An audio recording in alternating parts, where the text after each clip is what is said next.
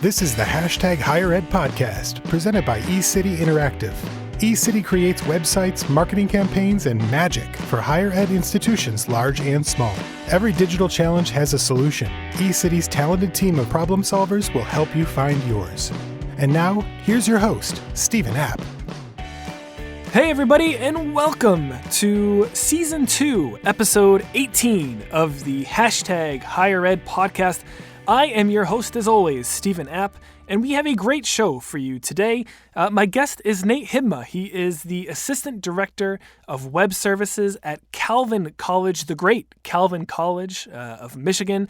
And we're going to be talking about a really cool topic today, which is financial aid. And the reason I say that it is a cool topic today is because we're going to talk about the way that Calvin is approaching this conversation with their prospective students and their parents. It's a very transparent method of communication. I love the way that they have approached this. It's something that I wish more schools would emulate, and that is, of course, why we're bringing them on the show. So, look, let me get out of the way. Let's let Nate have the floor because, after all, this is something that he's been really involved with. Nate Hibma, thank you so much for joining the Higher Ed podcast. Yeah, thanks for having me on today. I think I want to set the stage because this is, of course, the topic today is something that's very visual, and this is an audio show, and that's one of the difficulties of these conversations. So I want to talk about your webpage called Cutting the Price Tag. And for people who are listening to the show who can't see the webpage we're talking about, can you give an overview of what we're actually talking about today? Yeah, sure. So this is a page that lives on our website in the financial aid portion of the site. So it's kind of a long scrolling page, somewhat like an infographic, really, that just sort of sets up, it starts breaking down how families are affording a Calvin education. So using a good mix of copy, headlines, kind of in an easy scannable format, we kind of set this up really like a conversation where you have kind of these gray bars that becomes apparent that that's the question being posed. And then in the space immediately following that, that's Calvin's answer to it. So you have these series of questions saying, kind of, what's the cost? How do I go about affording that? That's a lot of money. How can you help break this down for me? What are the different ways that I can break down that cost?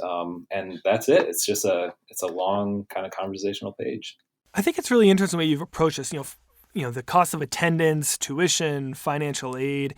It's obviously a major topic for prospective students and their families, and I think becoming increasingly important with each new class that is attending college.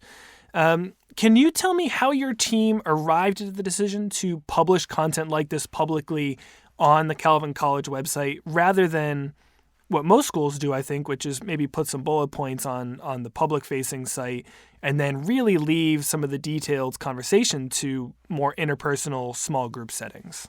Yeah, so this page goes back to 2014 for us, actually. And at that time, I believe it was started from our Vice President of Enrollment Communications. He had been receiving some messages and just kind of some industry prompts to say, we need to start changing the conversation a little bit. We were hearing, and these are still ongoing, of course, but just some of the kind of alarmist messages that were being put out in terms of kind of the skyrocketing costs of higher ed and whatnot. And so we got some advice that, we should start meeting these messages head on. We understood that there were a lot of what we would call misperceptions out there about the cost of college and just kind of who a higher education like ours was for. So we decided to take it head on and put out a page like this. So we already had those pages that you referenced, just that bulleted the prices and whatnot, but we wanted to elevate kind of that additional context that you would get in a face-to-face meeting with a financial aid person here and get that on the web, because we know that people, they are stealth shopping and they will find these facts and figures. So we thought, because they're going to be finding it, why not get a little bit of extra context and messaging out there that will hopefully help seat this conversation a bit better. I think there's a real challenge in what you're doing here because, the actual figures for any particular student are of course going to vary very much between individual families. And I noticed that in the page itself, you use phrases like the average family or up to a certain amount. I'm curious, Nate, how was there a concern about publishing this information publicly because the actual figures, like you mentioned on the page, can vary so much? And how did you balance wanting to give students and families helpful information and really have, take these conversations on head on versus maybe misleading someone about the actual cost of attendance? If there was concern, I haven't been made aware of it. It was really just, we are trying to be truthful to the core truths that we can know. So the data that we have. And so what I mean by that is we put the sticker price out there. It's large. It's not hidden away. We put out the data points about, the different income distributions that are represented in families who are at Calvin.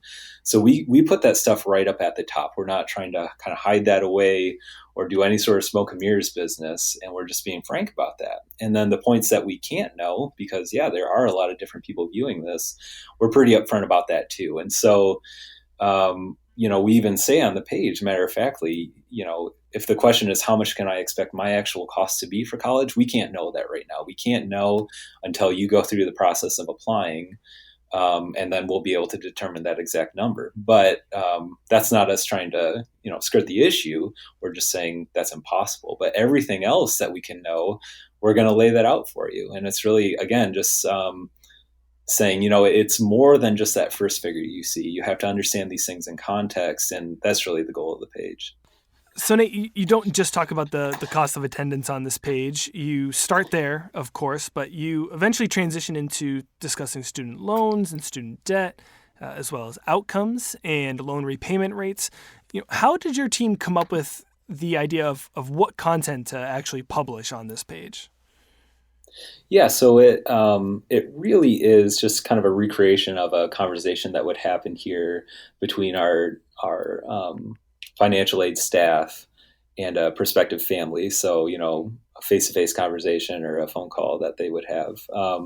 So we have a set of a lot of these existing data points, these questions that come in and our responses to them. So it was really just a challenge of taking all that information and then kind of putting it into a flow that would make sense online, where it's got to be linear. Obviously, there's no dynamic back and forth that can really occur here. But just kind of lining up all those different talking points that we have in a way that would sort of flow in almost like a script. Hey everyone, the Higher Ed podcast is part of Connect EDU, a podcast network bringing together brilliant minds in the higher ed space and breaking down silos. You can check it out at connectedu.network, where you can find great shows no matter where you work on campus, as well as resources for first-time and long-time podcasters. You can also follow along on Twitter at ConnectEDUPod and #ConnectEDU. So Nate, when I picture conversations about financial aid, I almost instinctively think about parents and talking to parents in a language, a voice and a tone that they understand. But this page, when you read it, it almost certainly feels like it's actually targeting teenagers. And, how did you come up with the content strategy here in terms of identifying who the real audience was for this content? Well, it's funny you should say that because this page, in fact, was very much targeted towards the parents. So, interesting. Yeah, it was. So all along in my head, right from the get-go, I kind of had in mind kind of the stereotypical skeptical dad, who is just kind of approaching higher education with some doubt, saying, is this really worth it? I see the price tag, it's high. What am I getting for this? So that really was who was in mind, although it is for prospective families, certainly. So that does absolutely include the prospective student, but parents were very much in mind. And so the way we came up with this was, again, the fact that these conversations are already happening. It just wasn't happening using our website. Our financial aid folks were already, saying basically these same things to people when we talk to them face to face. And we know that more than ever, people are using the web to find out this information kind of as part of that stealth shopping phase of the funnel. So we thought maybe if we could start front loading some of these messages, just get them out there. What we don't want to have happen is that people just stealth shop and then kind of draw their own conclusions without ever kind of having that conversation with us. So if we could start getting some of this context about financial aid and affordability out there, we're hoping that we can capture people and at least get them to the point where they can, take the next step with us, or at least, ask some more questions. We just didn't want people self-selecting out for lack of context and information. Nate, can you take me behind the thought process in terms of how you wrote the text on this page?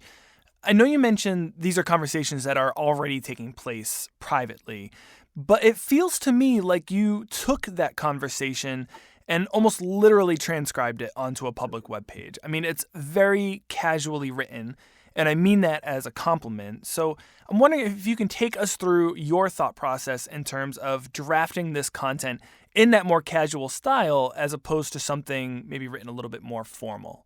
Sure. So I think, well, right off the bat, if there is out there this sense that college is expensive, and maybe people are coming into it with some doubt about, is this worth my investment?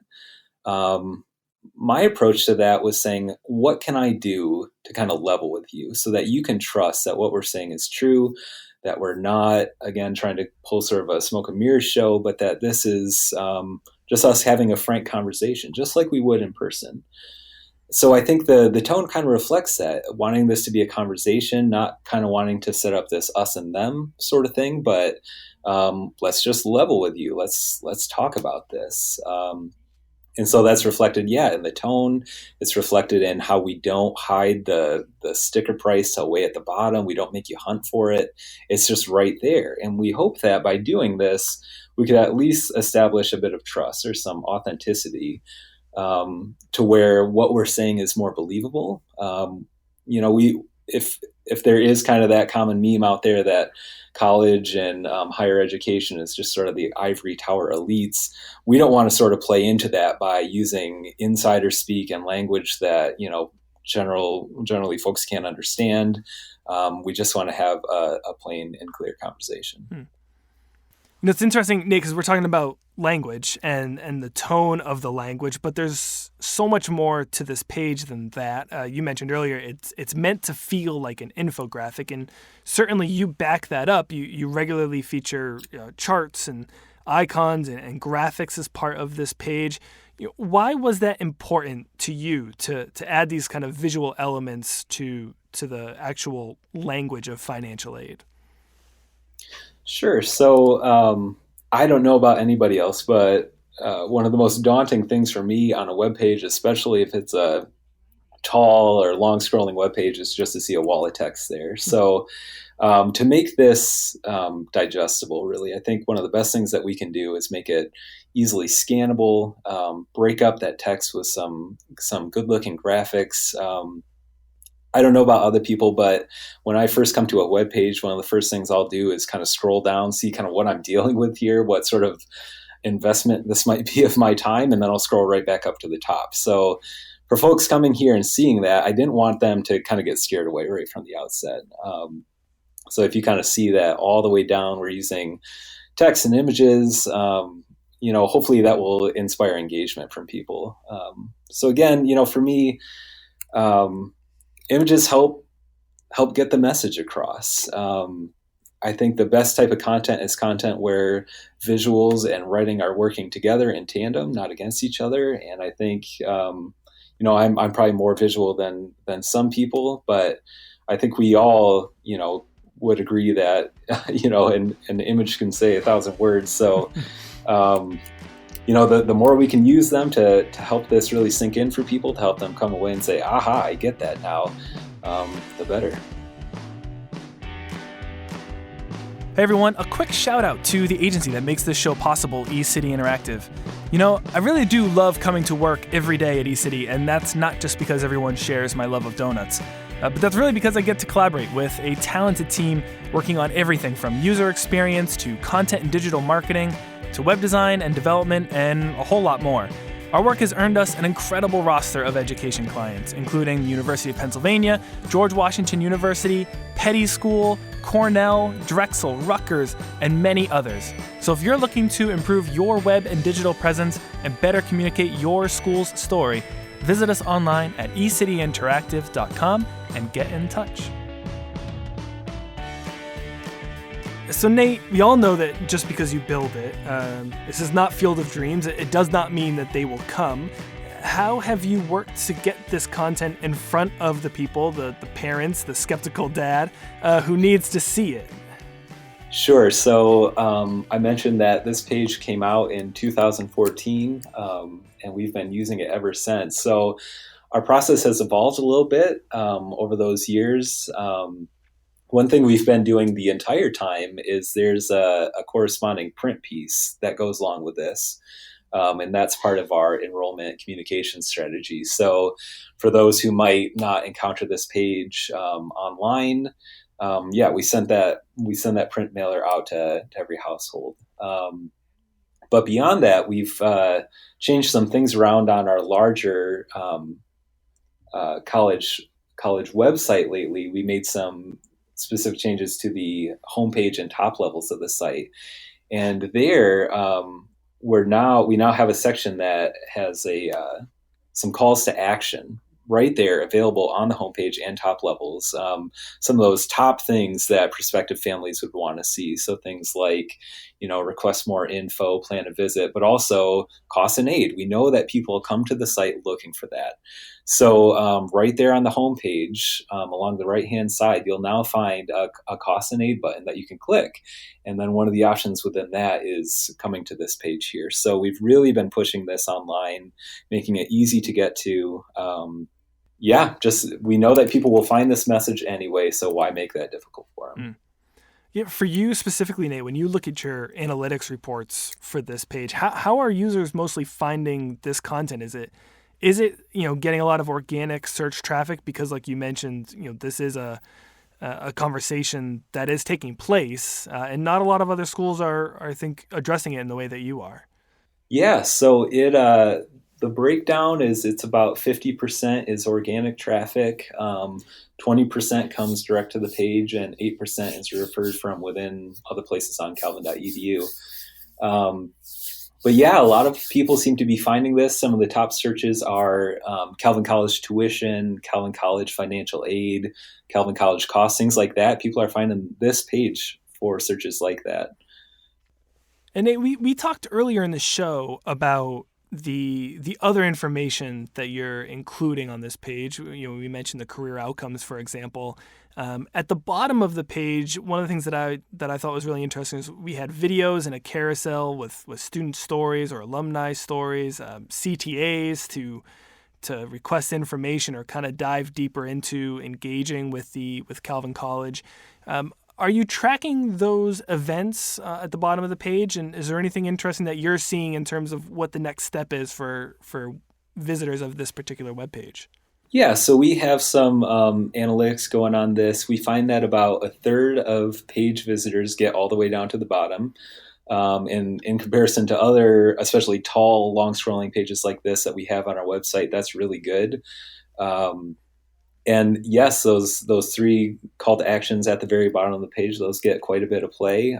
We find that actually a lot of other people after this page will go elsewhere on calvin.edu, specifically to the homepage or to the locations on the admissions and aid or financial aid website. And data is great, of course, but I never want to ignore anecdotal feedback completely.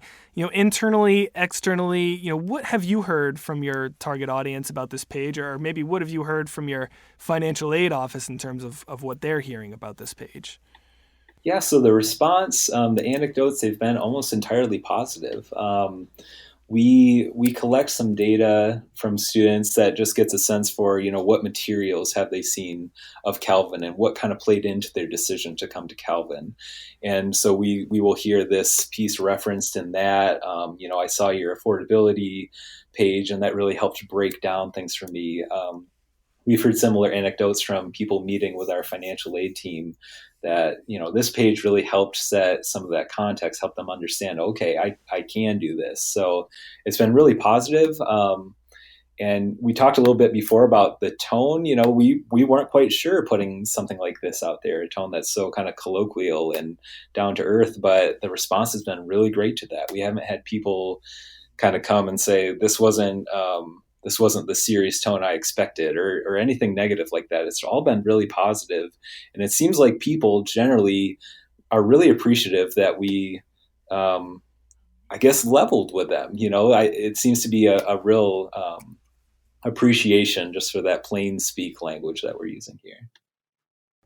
Nate, I very often end this show with a question about advice. And I think you have a lot to offer here because, as we've mentioned a couple times on this show, the way that you've approached this conversation about cost of attendance is in a manner that is very different and unique among higher ed institutions. So for someone who's listening to this show and wants to do something similar, but maybe for someone who's getting pushback or faces skepticism, that approach like this can work, what advice would you give to someone in that situation?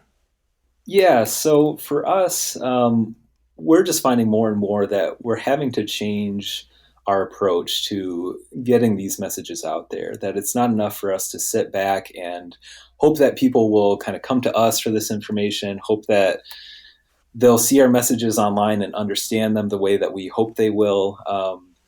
We're having to get a little bit more creative in how we go about getting this out there, making sure that people understand the context. I think if anything, people are only getting more skeptical about the value of higher ed. So all that to say, I think it's time to start thinking a bit out of the box, think a little differently about how we approach subjects like this. And really, if anything, it's about putting the user first. What can we do to not ask, what messages do we want to tell, but what messages do they need to hear? What do they want to hear? What do they want to know?